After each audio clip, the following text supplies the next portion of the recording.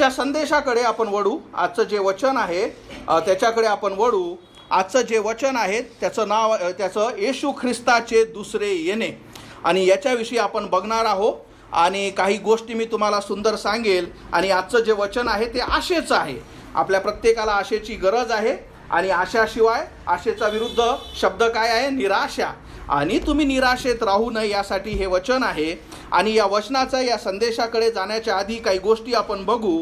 तर मी जेव्हाही बायबल वाचतो की नाही, जेव्हाही बायबल वाचतो, एक गोष्ट मला जे इतकी आनंदित, उत्साही करते ती म्हणजे की या गोष्टीचा विचार करणे की स्वर्गातील देव हा शरीर बनून माझ्या म्हणजे या पृथ्वीवर आला आणि या पृथ्वीवर तो जगला. या गोष्टीविषयी जेव्हा मी मेडिटेट किंवा या गोष्टीविषयी जेव्हा मी विचार करतो, मला असे शार येतात की हे किती सुंदर आहे का या लोकांनी देवाला बघितले.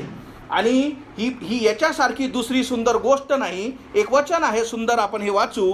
मत्तई 13:17 मध्ये देव जेव्हा या पृथ्वीवर होता आणि सगळे लोक त्याच्यापासून संदेश ऐकण्यासाठी, सत्य ऐकण्यासाठी ते लोक जमले.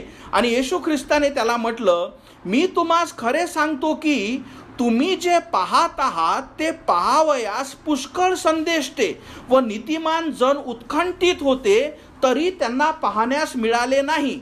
आणि तुम्ही जे ऐकता ते ऐकावयास ते उत्कंठित होते, तरी त्यांना ऐकण्यास मिळाले नाही. याचा अर्थ काय? का येशू ख्रिस्त पुरुष बनून, मनुष्य म्हणून पृथ्वीवर येण्याच्या आधी सुरुवातीपासून पृथ्वीच्या लोकांना माहीत होतं की मसीहा ख्रिस्त हा येणं आवश्यक आहे मनुष्याच्या तारणासाठी.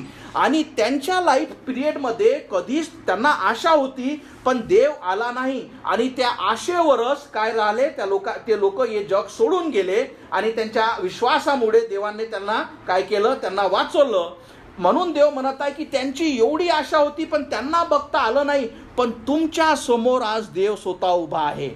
आणि म्हणून प्रभू येशू ख्रिस्ताचं पहिलं येणं हे इतकं सारं चमत्कारिक, आणि याच्यासारखी दुसरी या जगातली गोष्ट नव्हे. या जगातली सगळ्यात मोठी गोष्ट कुठलीच अशी नाही जे प्रभू येशू ख्रिस्ताचं पहिल्यांदा 2000 वर्षाआधी जो स्वर्गातील जागा सोडून या पृथ्वीवर आला. आणि म्हणून हे असं नाही का प्रभू येशू ख्रिस्त 2000 साली आला आणि म्हणून देव चालू झाला. नाही, सुरुवातीपासून देव या जगाचा निर्माता आहे. फक्त तुमच्या आणि माझ्यासाठी, आपल्या पापांची शिक्षा घेण्यासाठी तो शरीर मनुष्य म्हणून या पृथ्वीवर आला. तुमच्यासाठी त्याने काय केलं? जे पहिलं त्याचं येणं होतं तो तुमच्या आणि माझ्या पापासाठी मारण्यात आला, गाळण्यात आला. तिसऱ्या दिवशी मरणातून उठला. आणि त्यानंतर काय झालं? 40 दिवस पुनरुत्थानानंतर किंवा मेलेल्यातून उठल्यानंतर येशू ख्रिस्ताने कमीत कमी 500 लोकांना दर्शन दिले. कशासाठी? का त्यांना कळावं का देव पुनरुत्थित झाला. आणि नंतर जेव्हा त्याने 500 लोकांना 40 दिवसात दर्शन दिले, आणि त्यानंतर जेव्हा प्रभू येशू ख्रिस्ताचं पहिलं जे येणं होतं, जे पहिल्यांदा जो पृथ्वीवरून या जगात जो आला, त्याचं जे कार्य संपलं, त्याचं कार्य संपल्यानंतर काय झालं? आता तो कार्य संपल्यानंतर कार्य काय होतं? मनुष्यासाठी तारण उपलब्ध करून देणे. की आता जेव्हाही या पृथ्वीवर जोही व्यक्ती मला स्वीकारेल, या पृथ्वीच्या शेवटपर्यंत त्याला तारण मिळावे. आणि म्हणून देवाने हे सगळं पूर्ण केल्यानंतर आता जेव्हा त्याचा शेवटचा क्षण आला, कशासाठी? की आता तो जग सोडून जाणार आहे, पृथ्वीवर स्वर्गात जाणार आहे. आणि मग त्याने काय केले? 12 शिष्य जवळ आणले. आणि त्याने 12 शिष्य जेव्हा जवळ आणले तेव्हा त्यांच्यामधलं एक जे संभाषण आहे ते आपण ऐकू. मग सर्वजण एकत्र जमले असताना शिष्यांनी येशूला विचारले. म्हणजे हा क्षण काय आहे? आता येशू थोड्याच वेळात स्वर्गात घेतला जाईल, कारण त्याचं जे पृथ्वीवर पहिलं येणं होतं त्याचं कार्य पूर्ण झालं. तुमच्या पापासाठी त्याने तारण तुमच्यासाठी उपलब्ध करून दिलं. आणि हे सर्वजण एकत्रित झाले आणि म्हणाले, प्रभूजी, याच काळात आपण इस्रायलाचे राज्य पुन्हा स्थापित करणार काय? प्रेषितांचे कृत्य 1:6. आपण या वचनाकडे येऊ. आणि कारण यांना काय वाटलं की आता तू सगळ्या गोष्टी केल्या, आता तुझं राज्य या पृथ्वीवर येणार का? तर येशूने उत्तर दिले, पित्याने स्वतःला अधिकारात काळ व समय ठेवले आणि ते जाणण्यासाठी तुमच्याकडे नाही. म्हणजे येशू म्हणतो की त्याचे तुम्ही काळजी करू नका. 8वं वचन, परंतु पवित्र आत्मा तुमच्यावर येईल. याचा अर्थ काय की लक्षात ठेवा, शारीरिकरित्या प्रभू येशू ख्रिस्त वर घेण्यात आला, ते वचन आपण बघू.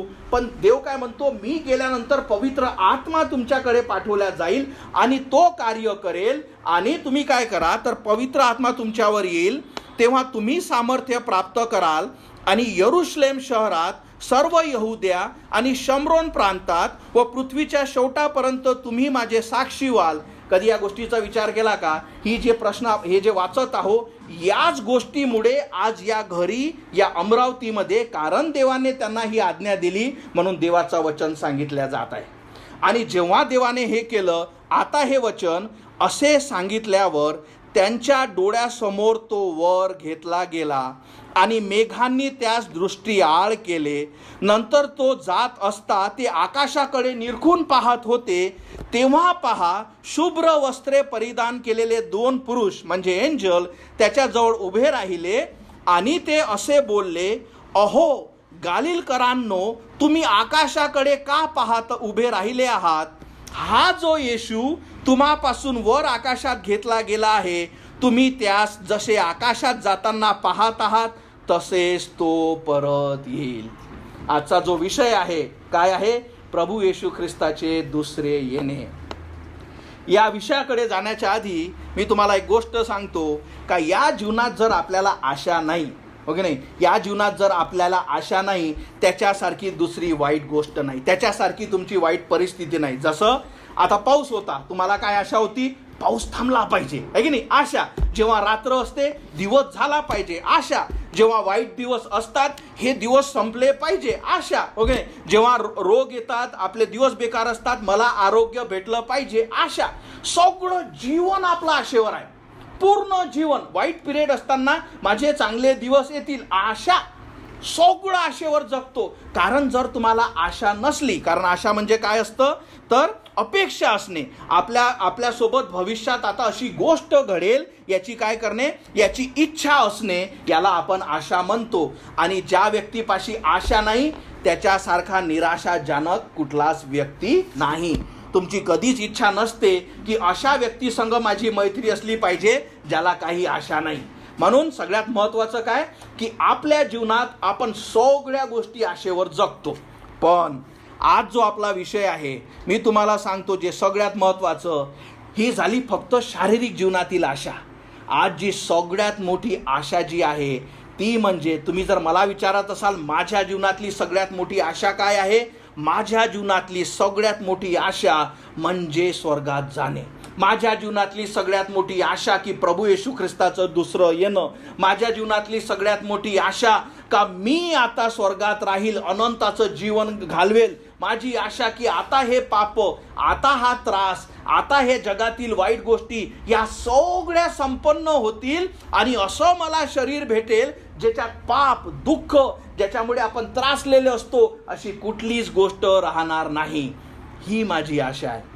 कारण मला सांगा, ही जर आशा नसली तर मग तुम्हाला काय आशा आहे की हे का माहीत नाही कधीपर्यंत मरण येते, पण मरणाच्या आधी मी सगळ्या गोष्टी पाहतो काय काय जमते. जर तुम्ही ह्याच गोष्टीसाठी जगत आहात, तुम्ही आशा नाही, तुम्ही निराशाजनक आहात. तुम्हाला काहीच आशा नाही. म्हणजे तुमचं फक्त एवढं आहे का काय माहीत कधी मरण येते ते मला माहीत नाही, पण मरेपर्यंत तर मी सगळी गोष्ट करतो. जर तुमच्यापाशी हेच तुमचं ध्येय असेल तर तुम्ही या पृथ्वीवर असण्याचंच ध्येय मिस करत आहात. तुमच्या जीवनात काहीच आशा नाही. म्हणून आजचा संदेश काय आहे, तुम्हाला आशा देणारं का तुमचं मन कुठल्या गोष्टीकडे आहे. देव म्हणतो की अरे या जगातील ज्या गोष्टी आहेत ज्या तुम्हाला फसवतात किंवा त्या थोड्या काळासाठी असतात. मी तुम्हाला एक सुंदर गोष्ट सांगतो. जसं तुम्हाला माहीत आहे, मी अमेरिकेतून जेव्हा आलो, आम्ही खूप सारं सामान आणलं. आता काही काही त्याच्यात अँटिक गोष्टी सुद्धा आहे. काल मी एक गोष्ट काढत होतो, ते खूप अँटिक असा कप होता, एवढा सुंदर. मी तो आणि तो पॅक होता. आता मला माहिती नाही की त्याच्यात काय आहे. मी तो असा घेतला, असा हलवला, म्हटलं काय अरे तुटला आहे, पण म्हटलं याचं काहीतरी. आणि जेव्हा मी उघडलं पाहिलं तर त्या कपचा काय एक जो कान आहे तो तुटलेला. मी विचार करत होतो की हे असंच आहे. तुम्ही कितीकही मन टाका जगातल्या गोष्टीत, कितीकही काही करा, एक तर तोडेल किंवा मोडेल किंवा चोरल्या जाईल किंवा जंग खाईल किंवा तुमच्यापासून घेतल्या जाईल.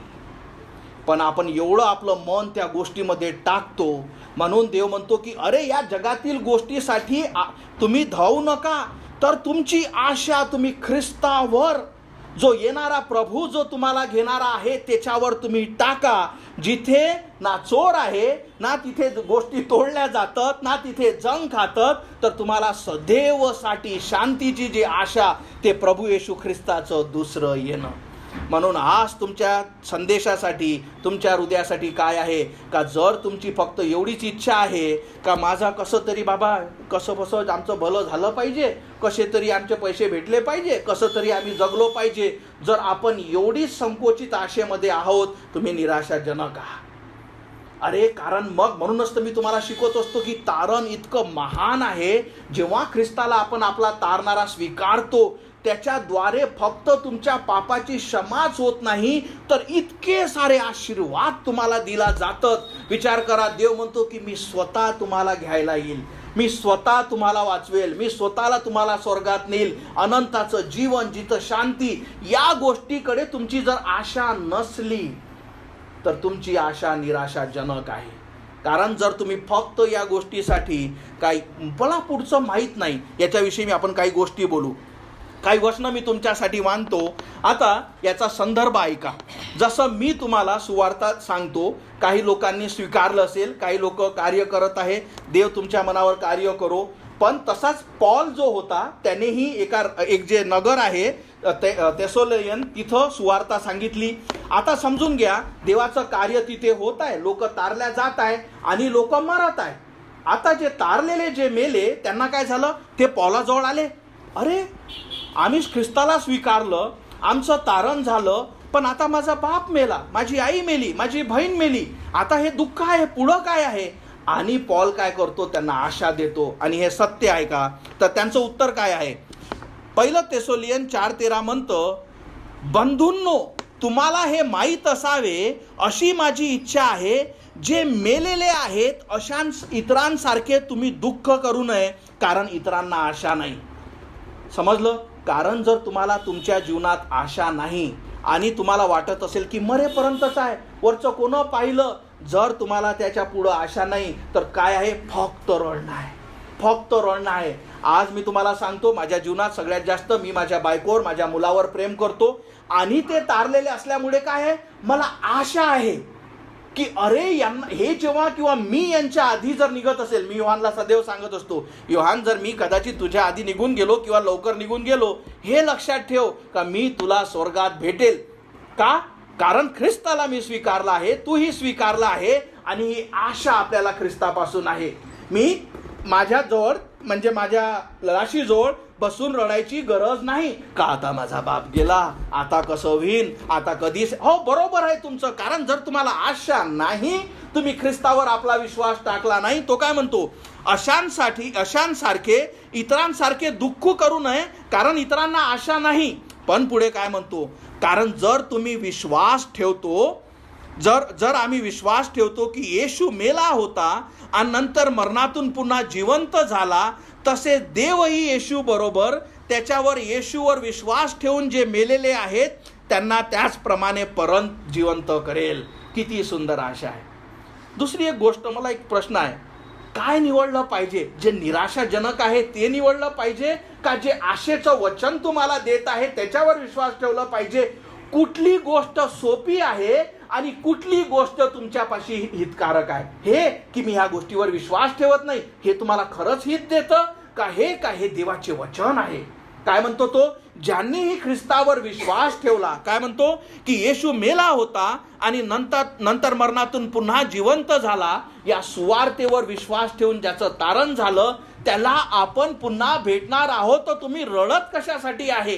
किती सुंदर आशा आहे. मला एक गोष्ट माहीत आहे का, तुम्ही प्रत्येक जण आपल्या प्रियजनावर प्रेम करता. मला एक गोष्ट माहीत आहे की तुम्ही प्रत्येक जण काय करता, आपले जे प्रियजन आहे, तुमची इच्छा आहे की आपण त्यांच्या संग राहावं, हो की नाही, त्यांच्यासाठी आपण सगळ्या गोष्टी करतो. पण याच्याहीपेक्षा मोठी आशा काय आहे, याच्याहीपेक्षा मोठी आशा की मी त्यांच्यासोबत अनंतासाठी सदैव राहील.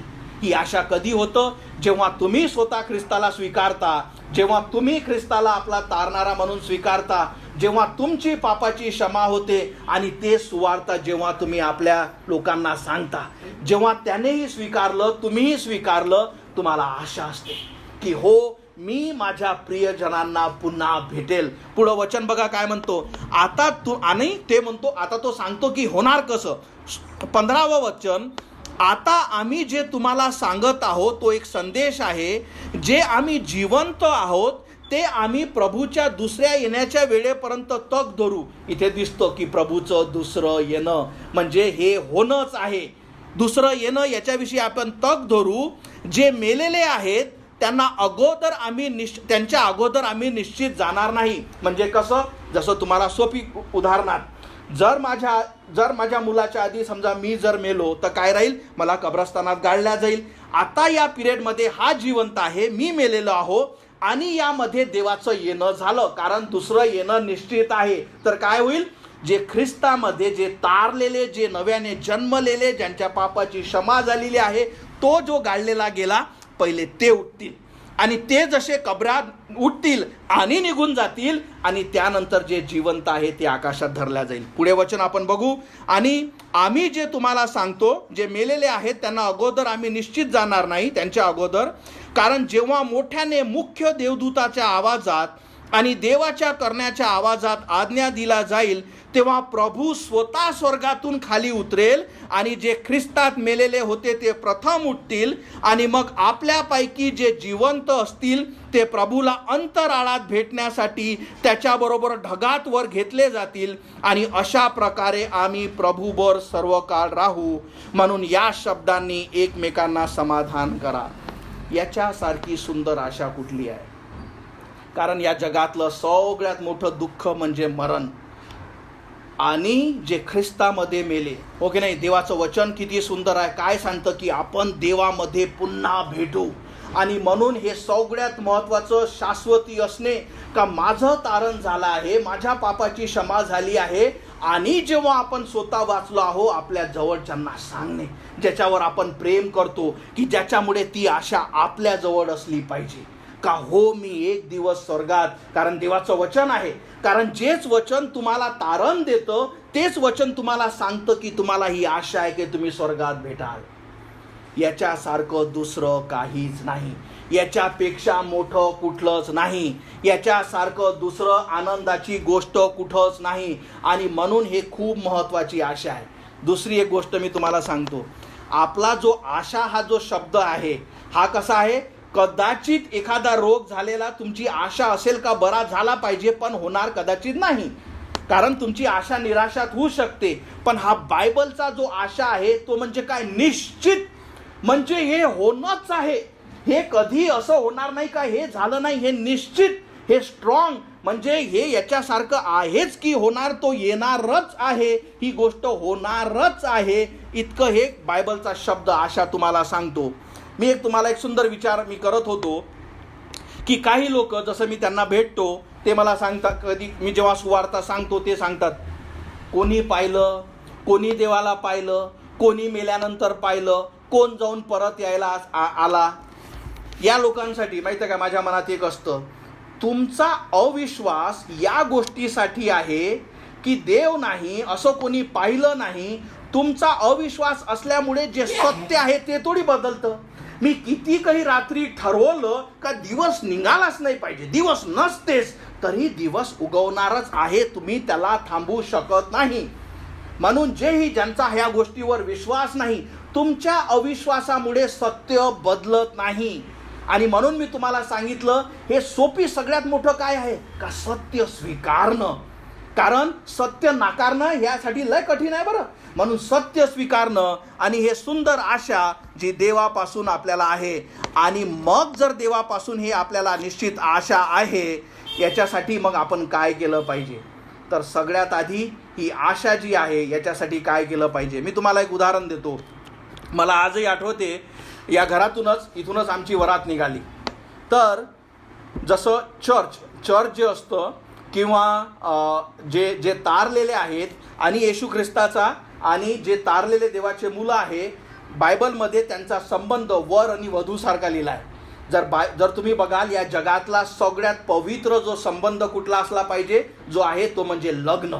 कारण देवाने सगळ्यात आधी आदाम आणि हवा बनवला, हो की नाही. आणि मला आजही आठवते की जेव्हा माझं लग्न ज्या दिवशी होतं, इथून वरात निघाली, संध्याकाळचं लग्न होतं, जशी वर आणि वधूमध्ये जे उत्कंठता असते, माझी बायको आणि तुम्ही जेव्हा नवरी झाले असाल, तुमचं लग्न असेल, काय तुमची उत्कंठा होती का, की माझा नवरा येणार आहे, माझा होणारा नवरा येणार आहे. आजही मला आठवते, माझी बायको वारंवार फोन करून, निघाले का, कुठपर्यंत आले, सगळे तयारी झाले का. इथं हेच नव्हे तर तीही आपल्या घरी काय होती, रेडी होत होती. कशासाठी, का माझा होणारा नवरा येणार आहे, जो मला घ्यायला येणार आहे, हो की नाही. किती सुंदर ही आशा आहे. पण एक असते दुसरी बायको म्हणजे काही अशाही बायको आहेत ज्यांची इच्छा असते की माझं लग्न जर झालं होत असेल तर माझा नवरा आला नाही पाहिजे. अशा कुठल्या आहे माहीत आहे का, ज्यांचं या जगात वाईट चालू आहे. त्याची इच्छा नसते का माझा नवरा आला पाहिजे, त्याची इच्छा नसते का, तिला काहीच उत्कंठा नसते. का, कारण त्या या जगातल्या गोष्टीत गुंतलेली आहे, तिला नवऱ्याविषयी काहीच ही गोष्ट नाही. म्हणून दोन प्रकारचे लोक आहेत. एक जे पवित्र ख्रिस्तामुळे झाले, जो आपला येणारा ख्रिस्त त्याच्या आशेसाठी, त्याच्या येण्यासाठी आपलं जीवन रेडी करतं. म्हणून एक वचन आपण तुमच्यासाठी आपण पुढे बघू की, म्हणून सगळ्यात पहिले काय केलं पाहिजे, आपण स्वतःला शुद्ध केलं पाहिजे. आपण स्वतःला काय केलं पाहिजे, शुद्ध केलं पाहिजे. जसं मी तुम्हाला लग्नाचं उदाहरण दिलं, काय करते नवरी त्या दिवसासाठी रेडी होते का, माझा वर जेव्हा येईल त्याच्यासाठी मी रेडी होते. आणि म्हणून हे वचन जे सांगतं आपल्या ख्रिस्तासाठी, 1 योहान 3:2, प्रिय मित्रांनो, आता आम्ही देवाचे मुले आहोत आणि भविष्य काळात कसे असेल ते अजून माहीत करून देण्यात आले नाही, तरीही आम्हाला माहीत आहे की जेव्हा ख्रिस्त पुन्हा येईल, पुन्हा तो शब्द की येशू ख्रिस्ताचं पुन्हा येणं, तेव्हा आम्ही त्याच्यासारखे असू, कारण तो जसा आहे तसे आम्ही त्याला पाहू. त्याच्यासारखे असणे म्हणजे काय, की आपले जीवन शुद्ध करणे. वचन काय सांगतं, 1 योहान 3 पुढचं वचन तुम्हाला सांगतं, आणि म्हणून आता प्रिय मुलांनो, ख्रिस्तामध्ये राहा, यासाठी की जेव्हा ख्रिस्त प्रगट होईल तेव्हा आम्हाला दृढ विश्वास मिळेल, व जेव्हा तो परत येतो तेव्हा त्याच्याद्वारे आम्ही लज्जित होणार नाही. असं होऊ देऊ नका की ख्रिस्त येईल आणि तुम्ही लज्जित राहाल. असं होऊ देऊ नका का तुम्ही कधी रेडी नाही. म्हणून प्रत्येक दिवस, मी तुम्हाला एक उदाहरण देतो, एक उदाहरण घ्या, याच्याकडे लक्ष द्या. जर तुम्हाला खरंच म्हणजे हे समजलं का 5 दिवसात ख्रिस्त येणार आहे, कारण प्रभू येशू ख्रिस्ताचं दुसरं आगमन आहे, तो मेघातील ढगामध्ये येईल आणि ज्यांनी त्याच्यावर विश्वास ठेवला त्यांना घेण्यासाठी येईल. आता तुम्हाला जर कळलं की 5 दिवसात ख्रिस्त येणार आहे आणि त्याच्यावर जे विश्वास ठेवणारे आहे त्यांना तो घेणार आहे, काय कराल तुम्ही, सांगू काय कराल. पहिले आपल्या जीवनातले सगळे पाप काढा, सगळे खोटे बोलणे, लबाडी करणे, व्यभिचार करणे, सगळे पाप करणे. जर तुमचं तारण झालं नसेल तर तुम्ही त्याला स्वीकाराल, कारण तो फक्त त्यांनाच घ्यायला येईल ज्यांनी त्याला स्वीकारलं. म्हणजे तुमचं जीवन तुम्ही इतकं रेडी कराल का याच्यासारखं काहीच नाही, जर तुम्हाला खरंच समजलं 5 दिवसात ख्रिस्त येणार आहे. दुसरा तुम्हाला प्रश्न, देव म्हणतो की कुठल्याही क्षणी मी येणार आहे, याचा अर्थ काय असला पाहिजे, तुम्ही प्रत्येक दिवसासाठी रेडी असले पाहिजे. पहिली गोष्ट, तुम्हाला जर ही आशा नसेल, ही आशा फक्त तेव्हाच येऊ शकते. मी तुम्हाला एक गोष्ट सांगतो, तुम्हाला या गोष्टीविषयी आशा नसेल, याचं सगळ्यात मोठं कारण म्हणजे काय, का त्याचं जे पहिलं येणं होतं त्याच्यावर तुम्ही विश्वास ठेवला नाही. त्याचं पहिलं येणं कशासाठी होतं, की ख्रिस्त माझ्यासाठी आला, माझ्यासाठी मारण्यात आला, माझ्यासाठी गाळण्यात आला, 3ऱ्या दिवशी मरणातून उठला आणि माझ्या पापाची क्षमा करू शकतो. आणि जसे विश्वासाने तुम्ही त्याला हाक मारता, प्रभू तुमच्या पापाची क्षमा करतो, तुम्ही त्याचे मुलं होता आणि पहिल्या त्याच्या येण्यावर तुम्हाला आशा भेटली, म्हणून तुम्हाला कळतं की याचं दुसरं येणं पक्का आहे. पण जर तुम्ही त्याच्या पहिल्याच येण्यावर तुमची आशा नाही, तुमच्यासाठी या संदेश कल्पना गोष्टीसारख्या आहे की काय माहीत कोण पाहिलं, कारण तुम्ही कधीच विश्वास ठेवणार नाही. म्हणून ज्यांनी त्याचं पहिलं येणं त्याच्यावर विश्वास ठेवला नाही, त्यांच्यासाठी दुसऱ्या येण्यामध्येही काही आशा नाही. दुसरी गोष्ट, तो त्यांना घेणार सुद्धा नाही. मला सांगा हे किती वाईट गोष्ट होईल. मी तुम्हाला आणखी खूप साऱ्या गोष्टी सांगतो, समजून घ्या. प्रभू हा संदेश देतानाच आला, तुम्हाला हा संदेश मी देत आहे.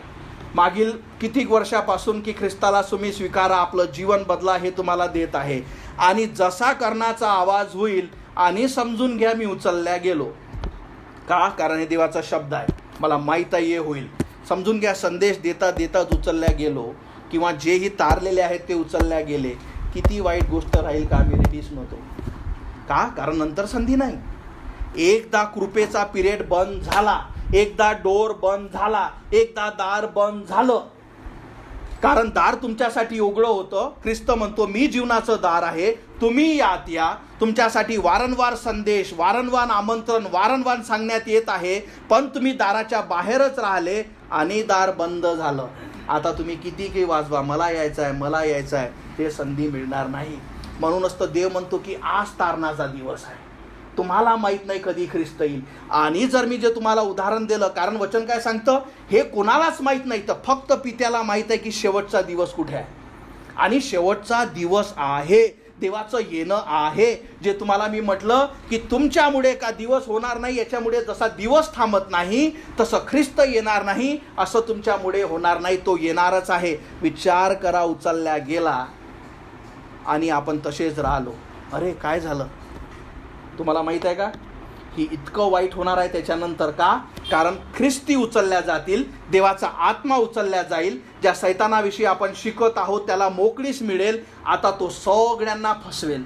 देवाचं वचन सांगतं का हा जो मीडिया आहे की नाही, कारण जे तारलेले आहेत ते उचलल्या जातील, आणि मीडिया जे टी व्ही आहे हे दाखवतील का काहीतरी अशा गोष्टी झाल्या, यांच्यामुळे हे लोक गायब झाले. का? कारण तुम्ही जिवंतच असताना, ते लोक असतानाच देवाच्या वचनावर विश्वास ठेवला नाही. याचा अर्थ की तुम्हाला काहीतरी गोष्टीवर तर विश्वास ठेवा लागेल, आणि मग तुम्ही खोट्यांवर विश्वास ठेवा आणि लोक फसवल्या जातील.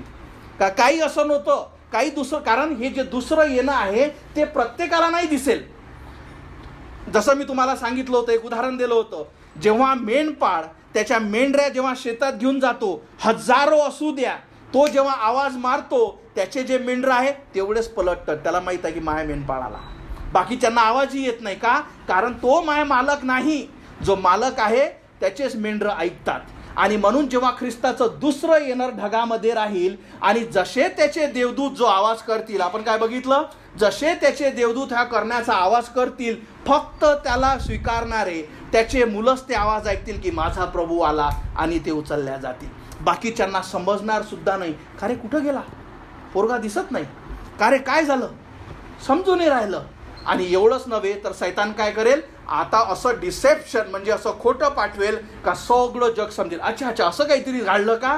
का? कारण तुम्हाला देवाच्या शब्दावर जेव्हा शब्द होता तेव्हाच विश्वास नाही, नंतरही तुम्हाला विश्वास राहणार नाही. म्हणून सगळ्यात महत्त्वाचं काय आहे की योग्य वेळ असतानाच जर दार बंद झालं, तुम्हाला सांगतो दार बंद झाल्यावर तुम्हाला ठोकावण्याचीही गरज भासणार नाही. कारण तुम्ही विश्वासच ठेवणार नाही का असं का झालं. कारण जेव्हा संधी होती तेव्हाच तुम्ही विश्वास ठेवला नाही. आता बंद झाल्यावर तुम्ही ठोकावणार सुद्धा नाही. कारण देव काय करेल, तुमच्याकडे आता अंधकार पाठवेल. आतापर्यंत काय आहे, प्रकाश आहे, आणि या प्रकाशातच आपण त्याला स्वीकारू शकतो. म्हणून सगळ्यात महत्त्वाचं काय असलं, आपण रेडी असणे. आणि एक सगळ्यात सुंदर माहीत आहे का, एक सुंदर गोष्ट मी तुम्हाला सांगतो. हा चित्र तुमच्या डोळ्यासमोर, आपण या जगातल्या गोष्टीसाठी मार धावत राहतो, हे पाहिजे, ते पाहिजे, असं पाहिजे, त्याच्यासाठी पाहिजे. तुम्हाला माहीत आहे का, जेव्हा प्रभू आपले जे मुलं ज्यांनी त्याला स्वीकारलं आणि त्यांना जेव्हा तो स्वर्गात घेईल, त्यानंतर काय आहे, जीवनाचं मुकुट देवाने लोकांना प्रदान केलं आहे. मुकुट म्हणजे हे जरी हे चित्र असलं तर हे काय आहे, देवापासून त्या व्यक्तींना भेट, की जे तुम्ही या जगात असताना जे, आणि हे काय काही जे मुकुट आहे त्याच्याविषयी आम्ही बोलू. तर एक मुकुट जे आहे, म्हणजे मुकुट म्हणजे जसं मी काय सांगितलं, देव तुम्हाला या गोष्टीद्वारे सांगत आहे की तुम्हाला देवापासूनच्या भेटी आहेत ज्या अनंतासाठी जगेल. तर पहिलं जीवनाचं मुकुट हे कोणासाठी, जे सहनशील परीक्षा आणि प्रलोभनांसाठी आणि ख्रिस्ताप्रती निष्ठा राखतात. म्हणजे तारल्यानंतर तुम्ही ख्रिस्तापाठी निष्ठा राखली, तुमच्या तारण्यापासून तर ख्रिस्ताला भेटेपर्यंत तुम्ही विश्वासू राहिले, त्यांच्यासाठी वेगळ्या भेटी आहेत. दुसरं आहे नीतिमत्वेचा मुकुट. ज्यांना ख्रिस्ताचे आगमन आवडते आणि त्याच्या परत येण्याची आतुरतेने वाट पाहतात, त्यांच्यासाठी नीतिमत्वाचे मुकुट आहे. एक आहे वैभवाचा मुकुट, जे विश्वासूपणे इतरांचे पालनपोषण करतात, त्यांचे नेतृत्व करतात, त्यांच्यासाठी वैभवाचं मुकुट आहे. एक आहे आनंदाचा मुकुट, ज्यांनी सुवार्तिकता आणि शिष्यत्वाद्वारे इतरांना ख्रिस्ताकडे आणले, त्यांच्यासाठी एक आहे अविनाशी मुकुट, जो विश्वासू जीवनात टिकून राहणाऱ्या आणि विजयासाठी प्रयत्न करणाऱ्या यांना हा पुरस्कार दिला जातो. मी तुम्हाला एक गोष्ट सांगतो, माझ्या जीवनात हे सदैव असते. जेव्हा मी शांत बसला राहतो, देवाने जेव्हापासून मला तारलं, मी काय करत असतो, मोजत असतो. काय गोष्ट? की जे खरंच तारलेले आहेत, ज्यांनी खरंच ख्रिस्ताचा स्वीकार केला आहे. का? कारण मी तुमचे हृदय बघू शकत नाही, पण देव काय म्हणतो, त्यांच्या फळावरून तुला कळेल का खरंच यांनी स्वीकारलं का नाही.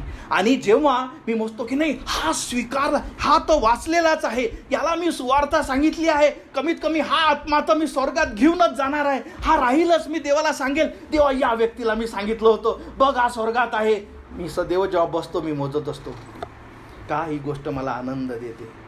म्हणून मी तुम्हाला काय सांगितलं, मी यासाठी कधीच जगत नाही मी मरून खतम होईल. मी कशासाठी जिगाय? अनंत जीवनासाठी जगत आहे. हे माझं हृदय मी तुम्हाला सांगत आहे. आणि यासाठी तुम्हाला सांगत आहे की तुम्हाला हे नाही राहावं की आम्हाला कधीच कळलं नाही, आम्हाला तर वाटलं का इथंच विश्वास राहा आणि खतम होईल. त्यासाठी हे आशेच आहे. तुम्ही कशासाठी जगत आहात? तुम्हाला जर आजही आशा नाही का माझ्या पुढे काही नाही, हे तुमच्यामुळे, कारण तुमचा अविश्वास आहे, त्याला कोणीच काही करू शकत नाही. तुम्ही मोठी, फक्त तुम्ही डोळेच बंद नाही केले तर म्हटलं की एक काम करे, पट्टीसुद्धा माझ्या डोळ्याला बांध, कारण मला बघायचंच नाही, त्याच्यात कोणी तुम्हाला मदत करू शकत नाही. समजले? म्हणून मी जेव्हा बसतो, मी विचार करत असतो की जेव्हा मी ख्रिस्ताला भेटेल, आणि मी मोजत असतो, हा व्यक्ती खरंच तारला असेल, कारण याचं जीवन बदललं आहे. जसं ख्रिस्ताने माझं जीवन बदललं, याच्यापाशी ते साक्ष आहे, याच्या पापाची क्षमा झालेली आहे. आज जरी हा स्ट्रगल करत असेल आणि हे विचार, तो नाही, त्या व्यक्तीचं मला नाही माहीत, आणि विचार करतो, देवा आणखी तू आत्मे वाचव. हे माझं मन आहे. हे तुमचं मन असलं पाहिजे, तुमची आशा असली पाहिजे. हे कधी होते? जेव्हा त्याचं पहिलं येणं, त्याच्याद्वारे, त्याच्या पहिल्या येण्याच्या मरण्याद्वारे जेव्हा तुम्ही ख्रिस्ताला स्वीकारलं, त्याच्या मरणाद्वारे जेव्हा तुम्हाला जीवन मिळालं आणि तुम्हाला माहीत आहे की मी स्वर्गात राहणार आहे, कारण माझ्या पापाची क्षमा झाली आहे. आता काय होतं? तुम्ही त्या शहरासाठी जगता. आज तुम्ही या जगातल्या शहरासाठी जगता, मी त्या शहरासाठी जगत आहे. का मी जेव्हा राहील, हो की नाही, मी जेव्हा राहील. या मुलीने आज वचन सांगून दाखवले, जो आनंद झाला, हो की नाही. वचन काय सांगतं? ज्या सुवार्तिकता आणि शिष्याद्वारे इतरांना ख्रिस्ताकडे आणले जाईल आणि त्यांना शिकवल्या जाईल. देव म्हणतो की हो, तू मदत केली, आणि तुमचं कार्य काय आहे का तेच मुकुट तुम्हाला भेटलं पाहिजे. म्हणजे काय? की ज्याला पहिला तो वाचला, तो दुसऱ्याला सांगेल. हे आशा आहे, हे जीवन आहे. इतरांसारखे मरून निघण्यासारखे जगू नका, ज्यांना काहीच आशा नाही. दुसरी गोष्ट, याच्यासारखं मोठं काय आहे का माझे सगळे पाप दूर होतील, मी ख्रिस्ताला भेटेल, मी स्वर्गात राहील, तिथे दुःख नाही, तिथे आजार नाही, असं माझं शरीर राहणार नाही ज्याला रोज गरजा भागतात. वचन सांगतात येशू ख्रिस्त स्वतः तिथं प्रकाश राहील, त्याच्यामुळे प्रकाश राहील, आणि देवासोबत सदैव राहील, जिथं अजून मरण नाही, तिथे कधीच मरण नाही. ही तुमच्यापाशी आशा असली पाहिजे. आणि ही आशा कधी येते? म्हणून मी तुम्हाला सांगितलं, त्याचं जेव्हा पहिलं येणं, का येशू ख्रिस्त हा देवाचा पुत्र आहे, तो माझ्यासाठी या पृथ्वीवर आला, तो शरीर बनून या पृथ्वीवर आला, माझ्यासाठी त्याने आपल्या क्रूसावर माझ्या पापाची शिक्षा घेतली. जे पाप मला अनंताच्या नरकात टाकेल, त्या पापासाठी माझा प्रभू मारण्यात आला, गाळण्यात आला. या गोष्टीवर तुम्ही विश्वास ठेवाल आणि नियमशास्त्राप्रमाणे त्याला मरणातून उठवले. याच्या गोष्टीवर जर तुम्ही विश्वास ठेवून त्याच्यापासून जीवन आणि पापाची क्षमा घेणार नाही, तुमच्यापाशी काहीच आशा नाही. तुमच्यासाठी हा मेसेज काय राहील माहिती आहे का? एक उदाहरण सांगतो मी तुम्हाला. जसं ताजमहलविषयी ऐकणे ही अलग गोष्ट आहे, आणि ताजमहलला बघणे, स्वतःहून जाणे ही अलग गोष्ट आहे. म्हणून तुमच्यासाठी काय राहील? हो, ऐकलं मी हे सगळं, काय माहीत नाही, पास्टर म्हणते म्हणून आम्ही विश्वास ठेवतो, पण हा माझा विश्वास तुम्ही घेता. तुम्हाला स्वतःचा विश्वास कधी येईल? जेव्हा तुम्ही ख्रिस्ताला स्वीकारा. म्हणा, येशू माझी क्षमा कर, मी विश्वास ठेवते मी पापी आहे, मी विश्वास ठेवते माझ्या राजा की मी मरेल, नरकात जाईल, पण तू आपला पुत्र देवा माझ्यासाठी पाठवला, येशू ख्रिस्त माझ्यासाठी मारण्यात आला. आणि जेव्हा तुम्ही विश्वासाने त्याला हाक माराल, येशू माझी क्षमा कर, जेव्हा तुमची इच्छा राहील की माझं जीवन बदललं पाहिजे, आणि जसा तो क्षण, जसे तुम्ही त्याला हाक माराल, तुम्हाला या सगळ्या गोष्टी समजेल. आधी तुम्ही ताजमहलविषयी ऐकलं, पण एक दिवस जर मी तुम्हाला तिथे नेलं आणि दाखवलं, तुम्हाला समजेल की आता मी स्वतःच बघितलं आहे. आतापर्यंत तू जे सांगत होता त्याच्यामुळे मी विश्वास ठेवत होती, आता तुला सांगण्याची गरज नाही, आज मला स्वतःच दिसलं आहे. तसंच जसे तुम्ही ख्रिस्ताला हाक मारता, आपल्या पापाची क्षमा त्याच्यापासून घेता. म्हणूनच तर मी जेव्हा बसतो आणखी एक विचार करत असतो, माहीत आहे कुठला? आपल्या 60, 70, 80 वर्षाच्या जीवनामध्ये एक ती डिसिजन, विचार करा, एक तो निर्णय जो सगळं आपलं अनंत बदलतो. तो तुम्हाला आशा देतो, तुमच्या पापाची क्षमा करतो, नरकापासून तुम्हाला वाचवतो, अनंताच्या स्वर्गात नेतो. तुमच्यापाशी दुसरं मरण नसते, पापाच्या शिक्षापासून वाचवल्या जातात, स्वर्गात देवासोबत तुम्ही राहता, अनंताचं जीवन, शांती, हे सगळे आशीर्वाद देव देतो. कधी? जेव्हा तुम्ही तो एक डिसिजन घेता, आपल्या सगळ्या गोष्टी दूर सोडता. आणि देवाचे वचन जे गीत ऐकलं, जसा मी आहे निराधार, आलो तसाच देव उद्धार, वाहे तुझी रक्तधार, देवाच्या प्रिय कोकरा. देवाचा प्रिय कोकरा तुमच्यासाठी मारण्यात आला, त्याचं पवित्र रक्त आजही वाहत आहे. गरज काय आहे? का तुम्ही विश्वासाने त्याच्याकडे जाणे, येशू माझी क्षमा कर, मला वाचव. आणि जसे तुम्ही त्याला हाक मारता, आज काय हा संदेश तुमच्यासाठी एक चांगला आहे, चांगली गोष्ट आहे, चांगली आशा सांगितली, पण तो तुमच्यासाठी रिअल होतो. तुम्हाला आशा भेटते का मी स्वर्गात राहील, मी स्वर्गात भेटेल, मला जीवनाचं मुकुट भेटेल, आणि मला याच्यासारखी दुसरी आशा नाही. आपण डोळे बंद करू, आपल्या मानाखाली घालू, आपले जीवन तुम्ही पडताळा. जर तुम्हाला ही आशा नसेल, तुम्ही फक्त याच गोष्टीसाठी जगत असाल की मला ठाऊक नाही की माझं कसं होईल, तुम्हाला तारणाऱ्याची गरज आहे.